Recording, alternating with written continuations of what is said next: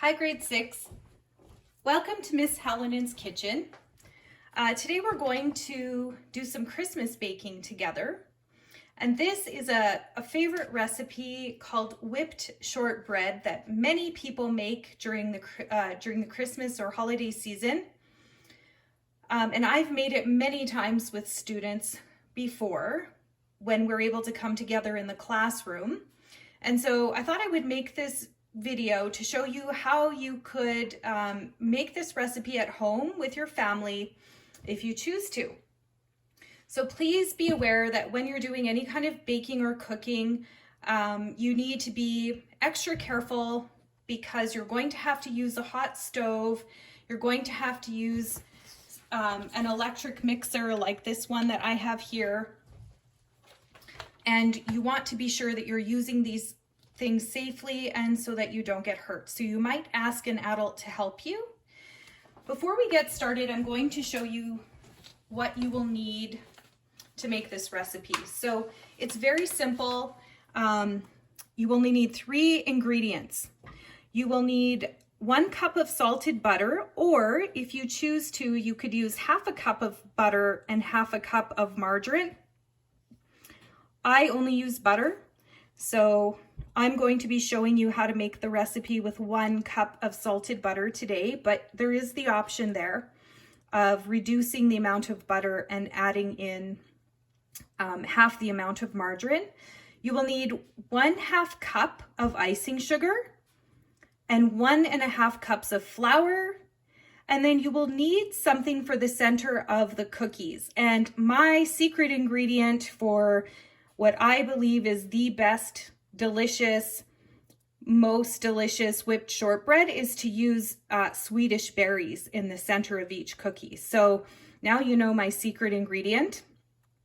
But people use different things. I also had some dark chocolate chips, so I'm going to put some dark chocolate chips into the center of some of the cookies. Other people will use different kinds of baking jujubes or things like that, but honestly, in my opinion, the best is Swedish berries. And you can find them at any gas station or grocery store, Walmart. You can get Swedish berries pretty much anywhere. So I'll just quickly show you. The package looks like this, if you're looking for those. Okay, so we're gonna get started here. The first thing that you're going to want to do is add your 1 cup of salted butter, or your 1/2 cup of margarine and 1/2 cup of butter to a bowl. And you want it to be room temperature. So I've left this butter outside of the fridge for most of the day so that it will be able to beat it with the hand mixer very well.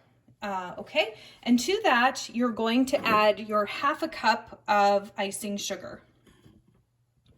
So I'm just going to add that on top of the butter. Trying to make sure that everything gets in the video so that you can easily see there. And the next step is going to be to incorporate those 2 ingredients very well with your hand mixer. So I'm going to do that by starting my mixer on a lower speed so that the icing sugar doesn't fly all around outside of the bowl and around the kitchen. And then as the sugar starts mixing into the butter a bit more, I'll be able to increase the speed of my mixer. And I'm going to beat that together until it's very well incorporated. Okay, so as you can see, I've mixed that together really well. So now you can't see any icing sugar at all. It's all been blended into the butter there. The next step is to carefully measure out 1.5 cups of flour. So I wanted to show you how I measure my flour because it's really important to measure flour correctly. So here's my big bin of flour and a 1 cup measurer. I'm going to use a tablespoon to scoop the flour into the measuring cup.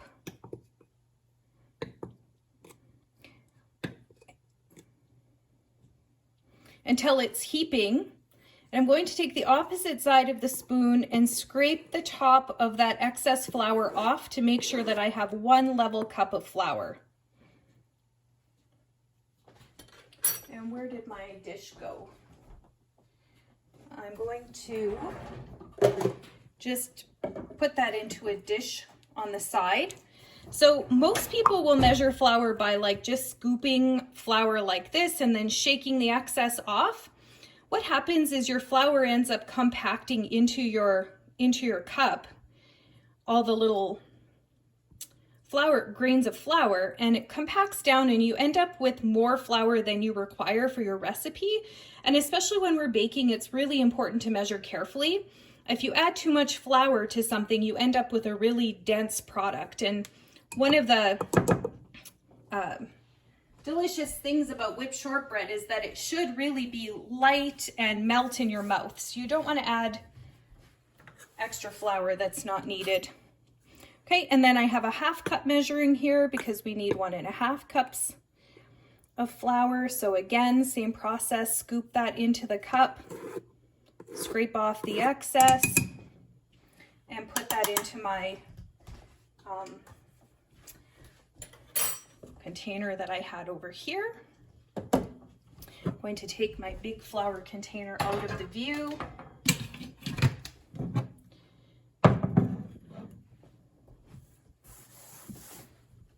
So what we're going to do now is add this flour to our butter sugar mixture a little bit at a time. So I'm going to sprinkle about 1/3 of that into my cookie batter.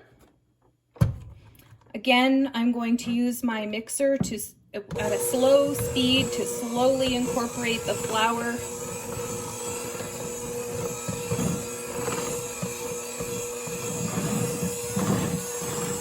Making sure to get the yummy stuff off the sides of the bowl as well.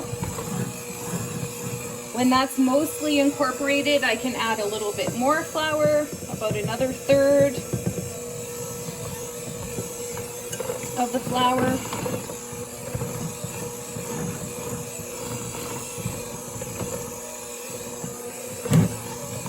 And when that's mostly incorporated,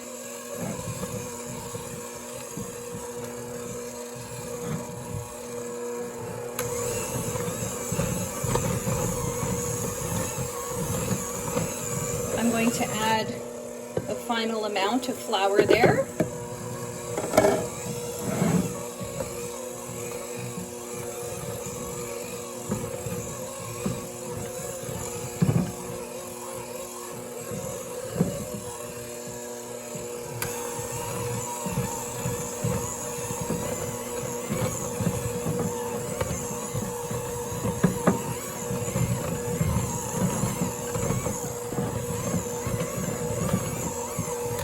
Okay, so now as you can see, the flour has been mostly incorporated there into the butter sugar mixture.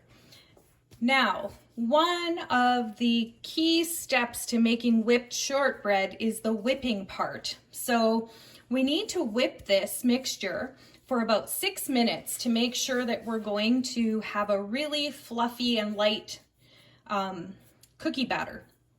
So I have a big stand mixer that sometimes if I'm making a large amount of dough, I will use because I can just set my kitchen timer for 6 minutes and I can just let it whip itself for 6 minutes and I go do something else. However, with this small batch of cookie dough, I'm going to just use my hand mixer to really ensure that it all gets whipped very well. So I'm going to do that off camera. 6 minutes of whipping, and then I'll show you the next step.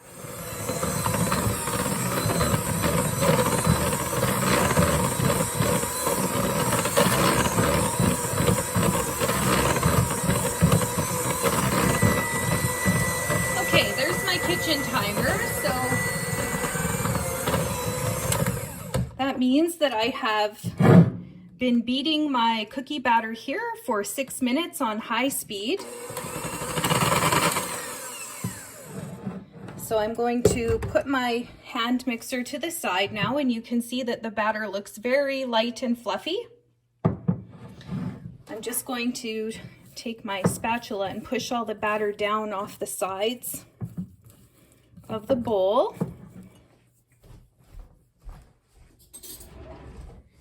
And then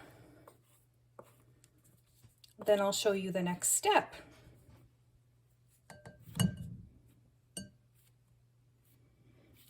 And there's no eggs in this recipe, so if you wanted to lick the spatula, it would be safe to do so. Any kind of cookie batter with raw egg in it, there's always a risk of getting food poisoning, so I wouldn't recommend you eat raw cookie batter at any other time, or any kind of cake batter or anything with eggs in it. But this batter, you could sample safely. Okay, I just have to wipe up here a little bit. Okay, so for the next step, you will have your oven preheated to 275 degrees. You will have your cookie sheet. I like to use this little scoop so that all of my cookies are exactly the same size. If you don't have a scoop, you can use a teaspoon. You're going to scoop a level scoop out of the bowl and neatly place it on the cookie sheet. The batter is kind of sticky, so, you know, it might not come out of the scoop perfectly, but it'll be close enough. So you're going to fill up your cookie sheet. I guess you guys can't see what I'm doing there in the video. You're going to fill up your cookie sheet by evenly spacing your little balls of cookie dough evenly apart.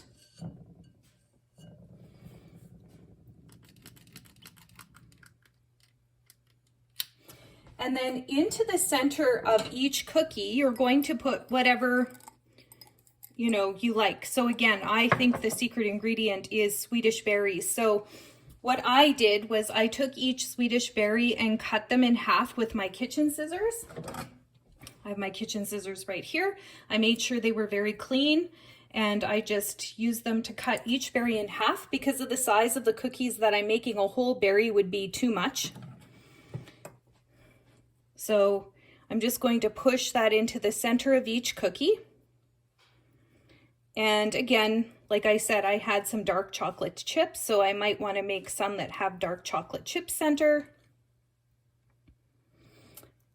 And once I fill up this whole pan, I'm going to put these in the oven, again at the preheated oven at 275 degrees. And they're going to bake for 30 to 35 minutes. You don't want to over bake them.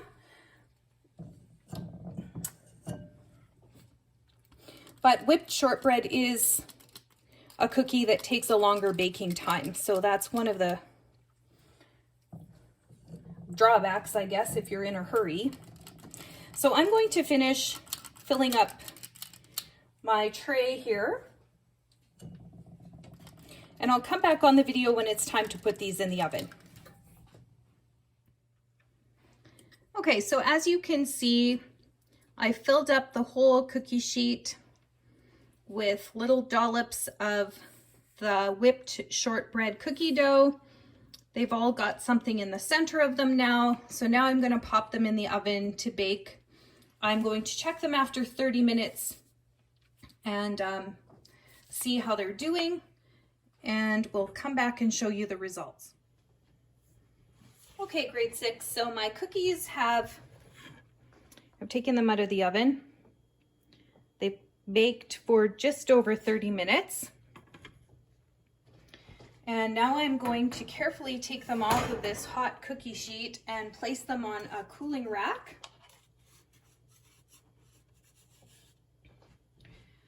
Where they will cool off until they are cool enough to sample.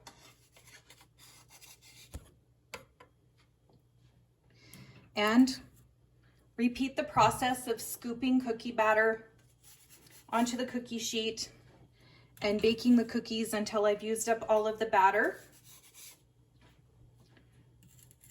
that I made.